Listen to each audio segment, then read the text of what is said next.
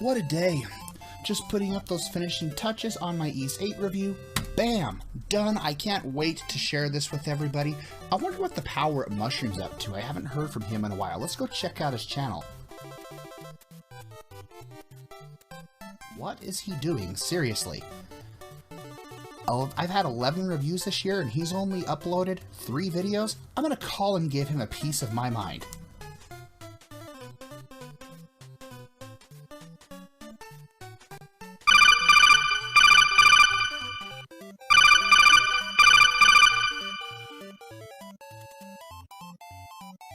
Hello. Hey, Shrooms. What the hell have you been up to? Namdi, is that you? No, it's Gabe Newell. You're gonna be the first person to review Half-Life 3. Now get your lazy ass out of bed. Do you realize what you've missed? Half-Life 3? Well, sorta.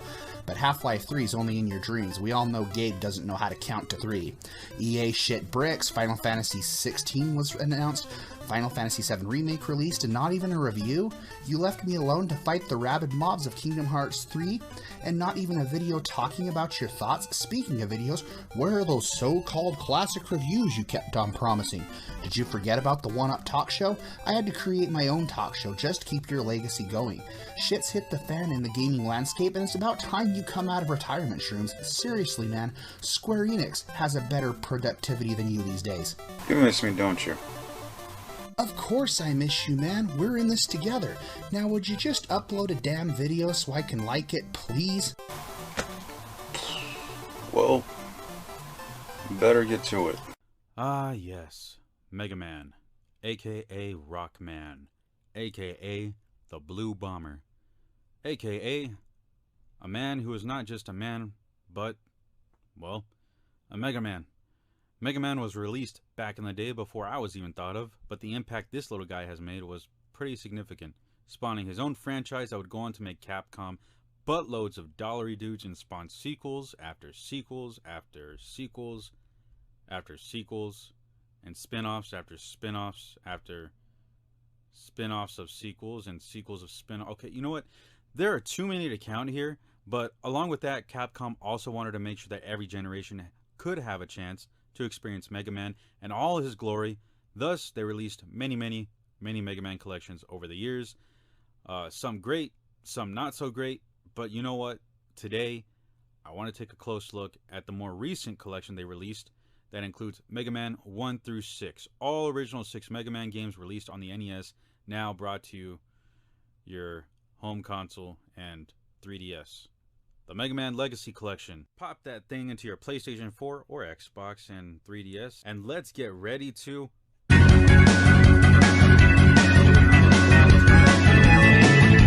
Okay, so... Alright, so when you first boot up this monster, you're greeted with the loudest title screen ever to hit the planet. Even your deaf grandmother can hear it. It's not bad music, but it's just overly loud, and that comes with one of the biggest problems I have with the game. There's no audio options. You can't turn up the music or turn it down to your liking. At this point, at least give a headphone warning. We aren't getting any younger, and hearing loss is to come in the future with us getting older, especially when half of us keep at least one earbud in one ear all the time. So why try to destroy our hearing now when what I'm looking forward to is hearing one of the best, most awesomest soundtracks in gaming history while tossing my controller at the wall? At the title screen, you're greeted with a menu consisting of the following: games, challenges, music player.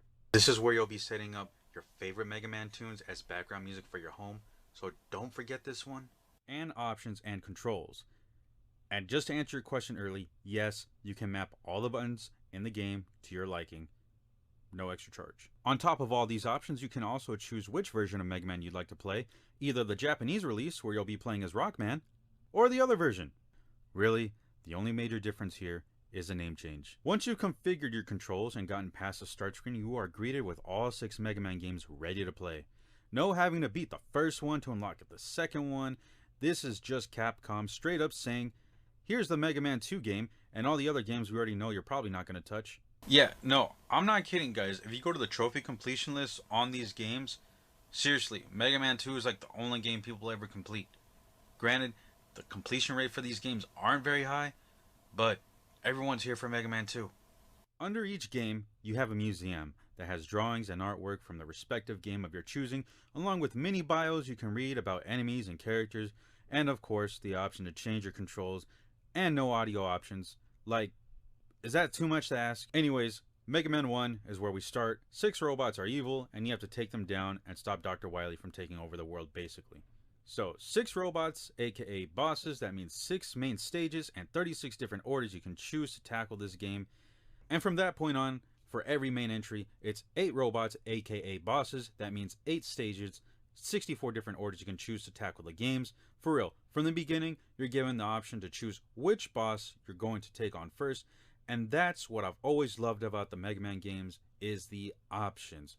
From the very start of the main games, you're given options to play the game how you want and whatever order you want, and this can create some amazing possibilities, especially if you're speedrunning the game.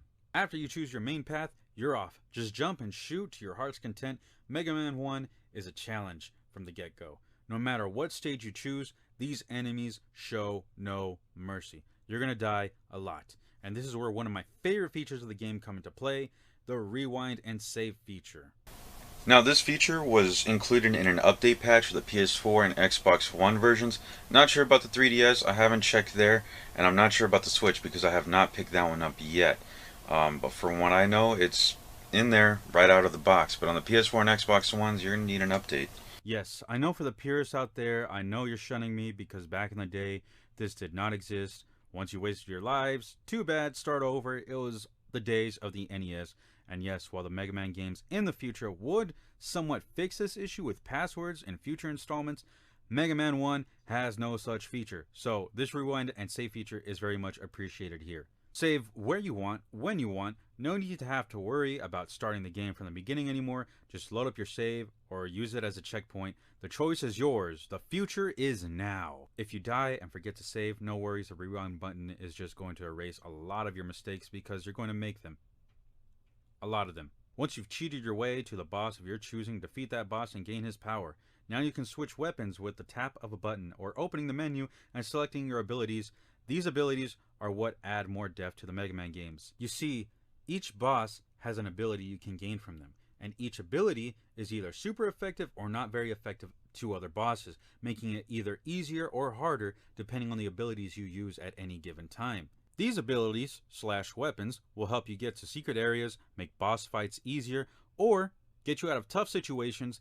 Now, yes, of course you can always pick up ammo, but use these abilities sparingly because you never know when you might need it the most. Of course, you can look up guides online and see which is your best route to take, or you can take it old school and just write down which weapons are more effective against which bosses. It's more fun that way if you have a group of friends and you want to chill on a Saturday night and use your share play and take turns passing the controller in your parties. Also, just a heads up, if you buy this game physically, it does come with a cheat sheet that's laminated and tells you what weapon is effective against which boss. In Mega Man 1, you'll fight Bomb Man, Guts Man, Cut Man, Elec Man, Ice Man, and Fire Man. Yeah, fight them in that order and you will thank me later.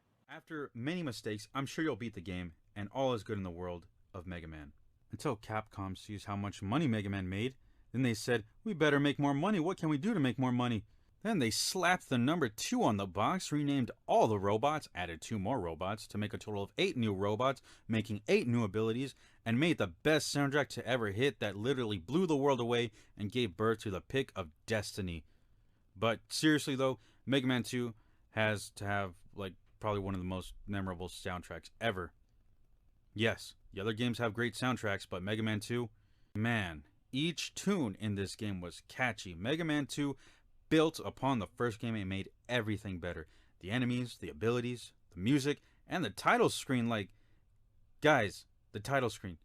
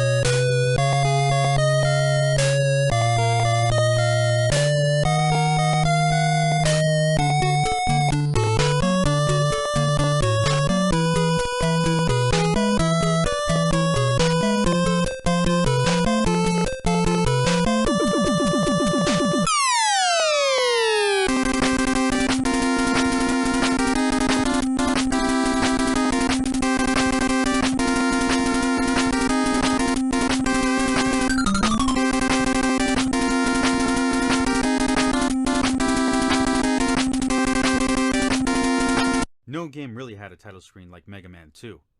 The premise is the same here, folks. 8 main bosses, 8 new abilities, along with some side abilities, some awesome music, and that one song that is always overplayed by every retro game guitarist and musician, including myself. You know the song, don't act like you don't know it. Defeat the bosses, beat the game, and you're taking a Mega Man 3. To keep this short, I'm going to tell you the plot of Mega Man 3 real quick. Dr. Wily. Glad you're keeping up. Anyways, beat this game, and then you got Mega Man 4. The plot for this game, I don't even know. I think it had something to do with like 8 robots, 64 different ways to play with awesome music. And after that, you beat the game. Boom, Capcom drops Mega Man 5 on your lap. And get this. Evil robots. Now, before I forget, I do gotta mention one thing that this game does offer that I would recommend to other people. But there are some issues with it, and I'll get to that right now. But that is the challenge mode. There is a challenge mode in this game. The challenge mode is like, it's one of the more unique features of this game where you can test out your abilities. You know, it's basically, it's basically a time attack mode with remixed levels.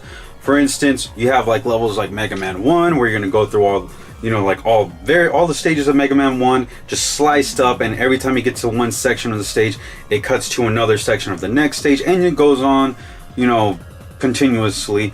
Now, the good thing about these challenge modes is that it does give you all the weapons that are from all the Mega Man games to like the respective challenge. So like if you're playing Mega Man 1, you're gonna get all the Mega Man 1 weapons. If it's Mega Man 3, you get all of Mega Man 3's weapons, or 4, and vice versa. You know what I mean.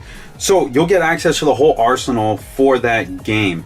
But there are some challenge modes where, it does kind of jump games. So when you jump a game, it does change the weapon layout. And when it changes the weapon layout, I mean, it happens, but I did see it as kind of annoying. Like, why couldn't they just mod all the weapons into one Mega Man game? It'd be kind of cool to kind of see the effect of what, like, maybe Gemini Man's laser, well, how would it act in Mega Man 2, if you had it? Or the slide feature in Mega Man 1 and 2, since it wasn't there, and, until Mega Man 3. It's stuff like this, like, why, it's more of like, when you're playing this game and you start seeing the flaws, it's just kind of like, why didn't they do this? This would be a no-brainer. Now, some could argue and say that, it's to try, like, kind of keep the feel of the original Mega Man games and just, like, not, mess with the genuine creativity or, like, how it was back in the day. Whatever you guys want to say.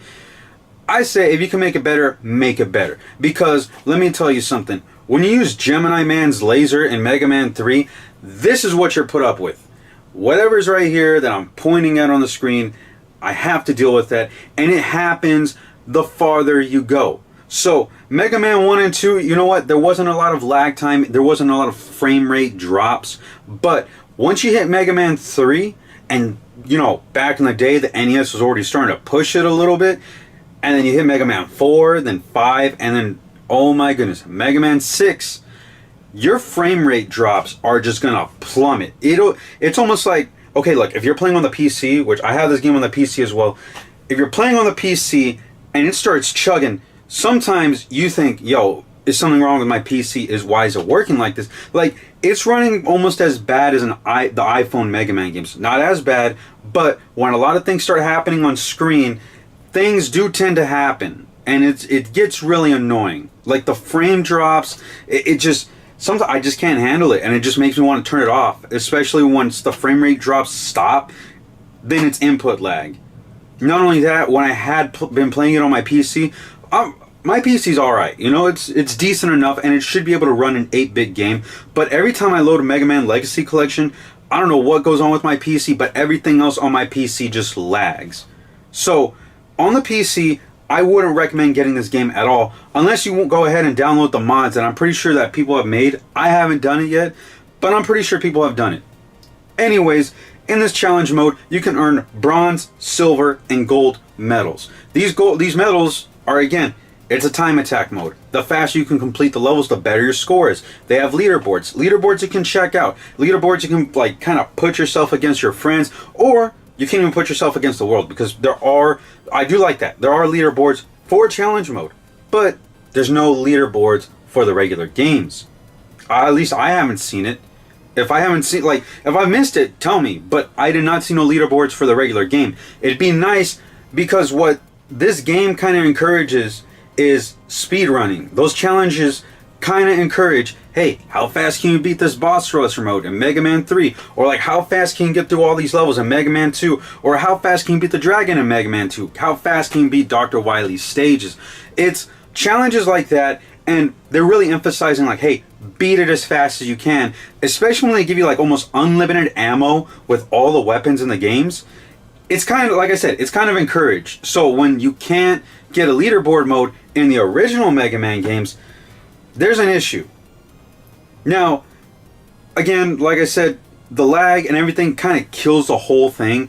But one thing I do like about this challenge mode is that you can watch replays of other people, even replays of your friends, and how they beat that challenge mode, how they got the score that they got. So if you're having trouble with a stage of the challenge mode, you can actually watch some of the top players in the leaderboard and how they got past that stage, which is really cool. It could actually help people, you know, when, like, let's just say you're stuck in a section of a stage and, you know, you see this person finished it in like 20 seconds.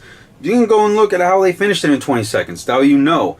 But there are some things that I kind of wish they would have added, because there's a lot of tricks and a lot of glitches in the Mega Man games. Such as, you know, it's one of the most popular glitch of all, but when you fight, what's that one fool? The big, I don't remember his name right now, I'm talking too fast, but he's in Mega Man 2, the one that you use Electro Man for, and you kind of like just pause the game and unpause it. You can pause the game and unpause it. Or is that Mega Man 1?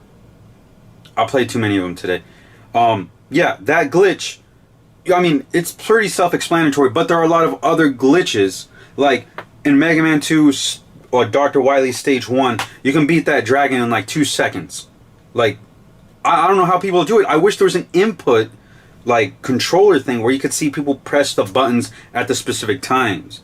It's really confusing when you see a stage start and then it just abruptly ends, and you see that they finished the challenge in 2.5 seconds, and you're just standing there like, what the heck?